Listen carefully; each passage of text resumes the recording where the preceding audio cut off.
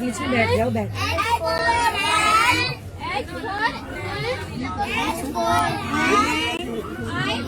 Ice cream.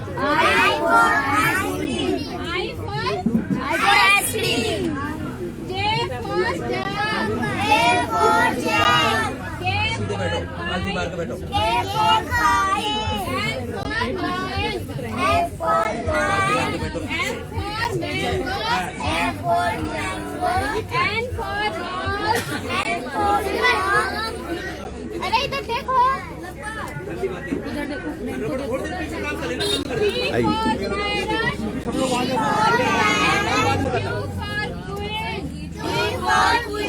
दोस्तों आप देख रहे हैं यहाँ एक अध्यापिका हैं और वो जो है सामने उनके बच्चे बैठे हुए हैं और श्यामपट ब्लैक बोर्ड जिसको हम लोग कहा करते थे उस पर जो है अंग्रेजी में कुछ लिखा हुआ है और वो पढ़ रही है, बच्चे उसको दोहरा रहे हैं। आप समझे कि मैं कहीं किसी स्कूल में आ गया हूँ और वहाँ बच्चों की जो पढ़ाई चल रही, क्लास चल रही है, वहाँ से कोई रिपोर्ट कर रहा हूँ। लेकिन सच्चाई ये है कि यह कोई पाठशाला, औपचारिक पाठशाला नहीं है, ये कोई स्कूल नहीं है। यहाँ प्रधानाचार्य हो, उनके साथ शिक्षक हो और उनका पूरा स्टाफ हो, बल्कि मैं एक ऐसे स्थल पे हूँ जहाँ लड़ाई चल रही है, किसानों का आंदोलन चल रहा है।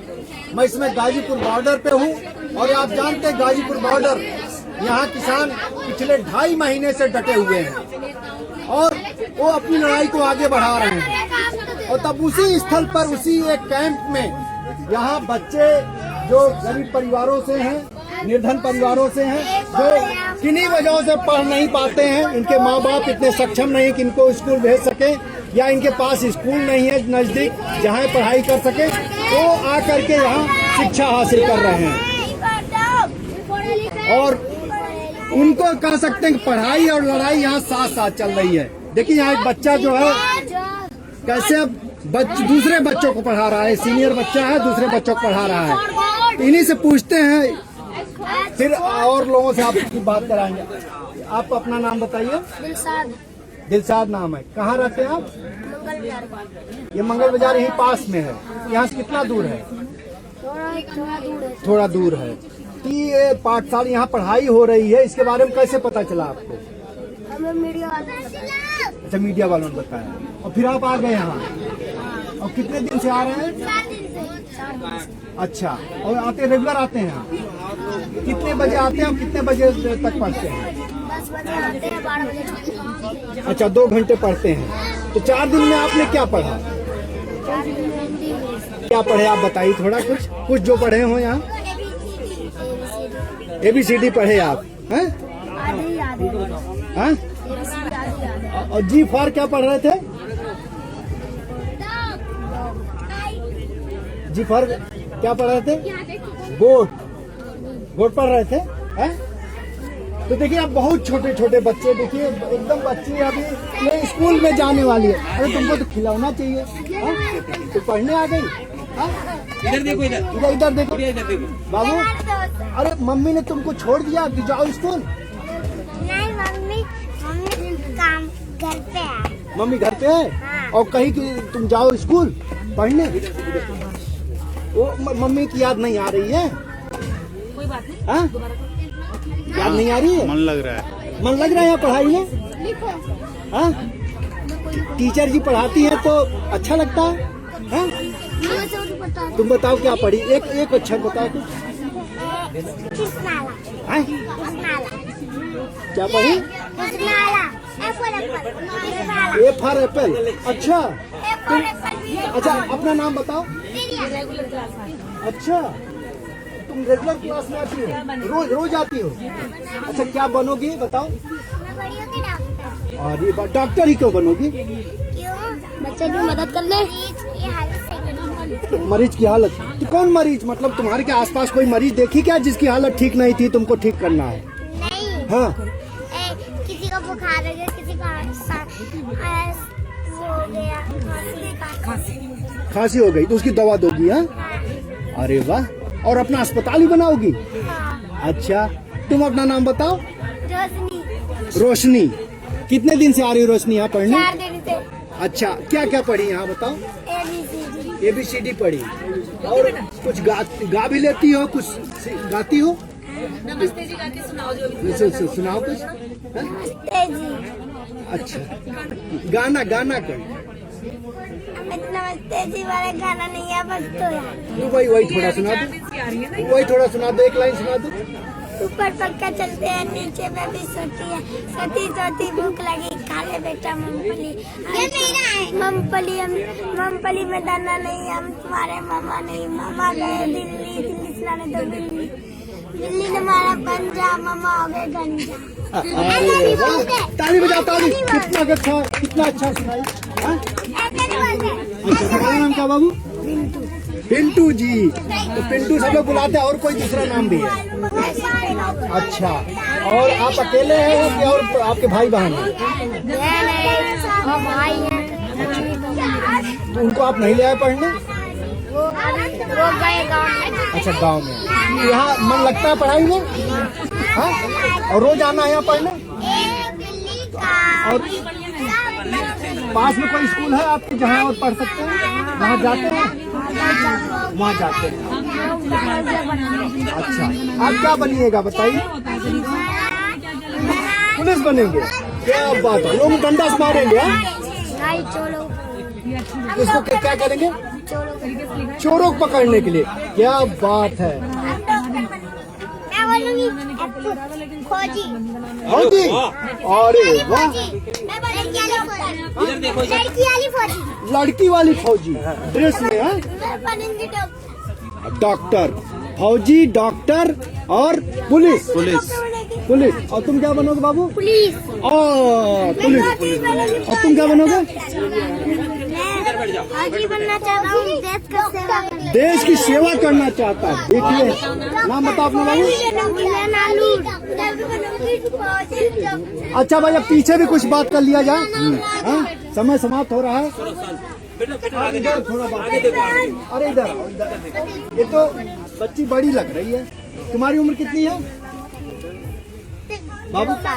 10 साल। नाम क्या है तुम्हारा? मुस्कान। यहाँ अभी जो 4 दिन से आ रही तू पढ़ने, क्या? मैं 4 दिन ही आई, आज ही आई हो? किससे पता चला कि यहाँ पढ़ाई हो रही है? हाँ? मैंने बताया। अच्छा, तुमने बताया। तो अब रेगुलर आओगी यहाँ पढ़ने? अच्छा अच्छा, और अपना नाम बताओ बाबू। अब्दुल है। हाँ? अब्दुल। तो अब्दुल, आप यहाँ पढ़, मन लग रहा है आपको पढ़ाई में? और रोज आएंगे पढ़ने? वैसे क्या बनोगे ये बता दो। सब फौजी बन जाएंगे भाई, तो फिर हाँ, सबको बॉर्डर पे जाना है। मैं कमांडो। तुम कमांडो बनोगे? और कमांडो बन क्या करोगे? देश की रक्षा। देश की रक्षा। भाई देखिए, यहाँ देश सुरक्षित है। इस बात में मतलब आप देख सकते हैं, यहाँ जितने बच्चे हैं, कोई पुलिस बनेगा, कोई फौज में जाएगा, कोई डॉक्टर, मतलब पूरा देश सुरक्षित है भाई। इसलिए भविष्य की चिंता नहीं करनी चाहिए, पूरा भविष्य यहाँ निर्मित हो रहा है। और आखिरी 2 लोग जिनसे बात कर लेते हैं। उधर देखो भाई, क्या नाम बताइए अपना? क्या फिर से बताओ? जिन्नती। ये वाह, तो अलग तरह का नाम है, हम तो आज तक नहीं सुने। तुम सुनी हो? जिन्नती। अच्छा, जन्नत होगा तुम्हारा। जिन्नती, जन्नती होगा फिर। हाँ, तुम कब से आ रही हो यहाँ बता? आज ही आई। अच्छा, पढ़ने में मन लगता है? और बनने वाला तुम क्या, फौजी क्या बताओ, तुम बताओ? डॉक्टर बनेगी। क्या बात है, एकदम बनोगी तुम। हाँ, तुम बताओ अपने बारे में। तुम्हारे घर में कौन कौन है बताओ? भाई है। भाई कितना बड़ा है? तुमसे बड़ा है। अच्छा, जैसे और कहीं पढ़ने जाती हो दूसरी जगह? अच्छा, ये जाती थी। तो आप लोग यहाँ जितनी पढ़ाई चल रही है, यहाँ पढ़िए। इसके अलावा जब अच्छा चले ये पाठशाला तो जहाँ आसपास स्कूल है पाठशाला वहाँ जाइए पढ़िए। ठीक, ये सब लोग करेंगे ना, वहाँ पर खोज के पढ़िएगा जाकर, ठीक है ना। तो दोस्तों देखिए, ये जो बच्चे हैं, मैंने कोशिश की एक एक से मिलने की, बातचीत करने की, और सबने आपके सामने अपनी राय जाहिर की। जो हमने सवाल पूछे उनका जवाब भी दिया।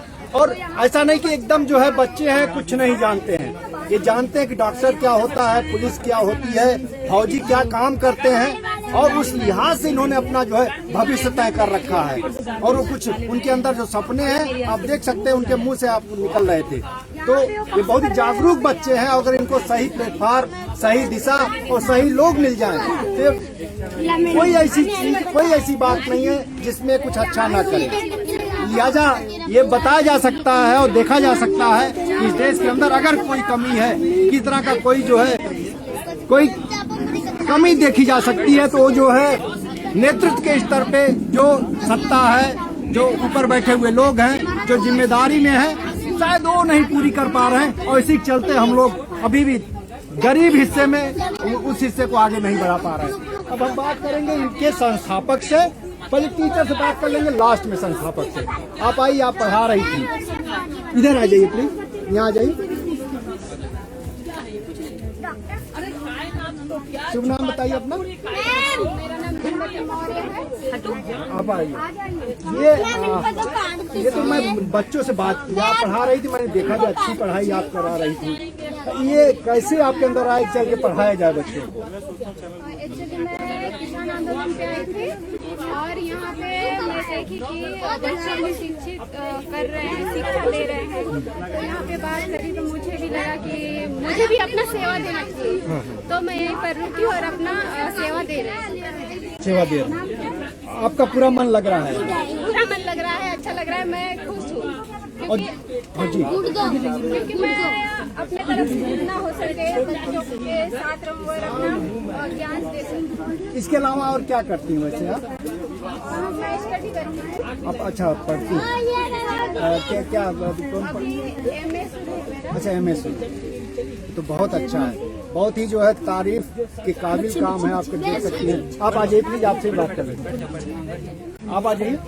हाँ सर, जय आ जाइए, आपसे बात कर लेंगे। 1 मिनट मैं भी फोन करती हूँ आपको, 10 मिनट आप कॉल करो। तो देखिए, दूसरी आयोजिका और शिक्षिका दोनों कह सकते हैं। शुभ नाम बताइए अपना। मेरा नाम निर्देश सिंह है। तो अभी जो यहाँ पाठशाला चल रही है, बच्चों की कक्षा चल रही है, उसमें आपकी क्या भूमिका है?